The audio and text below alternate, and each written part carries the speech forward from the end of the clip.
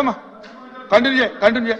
గౌరవ ముఖ్యమంత్రి గారు అధికారంలోకి వచ్చాక తొలి సంతకమేమో మెగా డిఎస్సి మీద పెట్టారు అధ్యక్ష. 6 నెలల్లో డిఎస్సి ఉద్యోగాలు భర్తీ చేస్తామన్నారు అధ్యక్ష. 9 నెలలు అయ్యింది అధ్యక్ష, ఒక్క టీచర్ పోస్ట్ కూడా భర్తీ చేయలేదు అధ్యక్ష. అలాగే తీసుకుంటే గౌరవ మంత్రివర్యులు లోకేష్ గారు జనవరి 1వ తేదీన జాబ్ క్యాలెండర్ ఇస్తామని మంత్రివర్యులు చెప్పడం జరిగింది అధ్యక్ష. క్యాలెండర్ ఇయర్ మారిపోయింది కానీ జాబ్ క్యాలెండర్ మాత్రం ఇవ్వలేదు అధ్యక్ష. అలాగే ప్రభుత్వ ఉద్యోగుల పరిస్థితి, ప్రభుత్వ ఉద్యోగులకి ఏంటంటే 9 నెలల్లో ప్రభుత్వం తాలూకా నిజ స్వరూపం తెలిసిపోయింది అధ్యక్ష. ఎందుకంటే ఒక్క డిఏ కూడా 9 నెలల్లో ఇవ్వలేదు అధ్యక్ష. అసలు ఒక్క డిఏ కూడా ఇవ్వని ఏడాది ఏదైనా ఉందంటే అది ఈ కూటమి ప్రభుత్వంలో ఉన్న ఈ పరిపాలనలోనే అధ్యక్ష.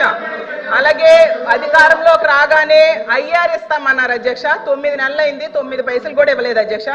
ఉద్యోగులకేమో పిఆర్సీ ఇస్తామన్నారు అధ్యక్ష. గతంలో జగన్మోహన్ రెడ్డి గారు వేసిన పిఆర్సీ కమిషన్ చైర్మన్ ఏమో బెదిరించి రాజీనామా చేయించారు అధ్యక్ష.